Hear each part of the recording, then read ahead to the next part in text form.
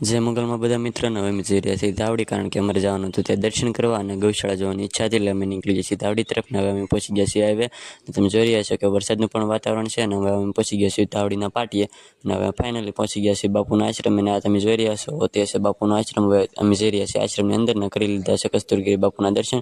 તમે પણ કરી લેજો દર્શન. ને તમે જોઈ રહ્યા છો તે છે આ છે કસ્તુરગીરી બાપુનો ફોટો. ને ત્યારબાદ અમે બાપુની સ્કૂટીને હતું એ જોઈ લીધું. ને ત્યારબાદ હવે અમે નીકળી જઈએ છીએ કામ તેનું ગૌશાળા તરફ, કારણ કે અમારે ગૌશાળા અને ગાઉ જવાની ખૂબ ઈચ્છા હતી. એટલે અમે ત્રણેય મિત્રો જઈ રહ્યા છીએ ગૌશાળા જવા.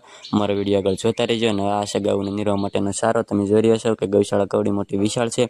અને ગૌશાળાની અંદર નાના નાના વાસડા અને વાસળીને એવું બાંધેલું હતું. અને ગૌશાળામાં એક સફેદ કલરની ઘોડી પણ હતી જે તમે જોઈ રહ્યા હતા. ને આ બધી ગાઉ છે તે બધી ગાઉ ગીર છે. અને આ ગાનું નામ છે ગૌરી, એ તમે જોઈ રહ્યા છો. અને ત્યારબાદ પ્રદીપભાઈ જોઈ લીધો છે કુંડ. અને હવે અમે કુંડ જોઈ લીધા બાદ હવે ધાવડીને ટાટા બાય બાય કહીને અમે નીકળી જઈએ ઘર તરફ. જય મંગલ. અમારી ચેનલ લાઈક કરજો, શેર કરજો અને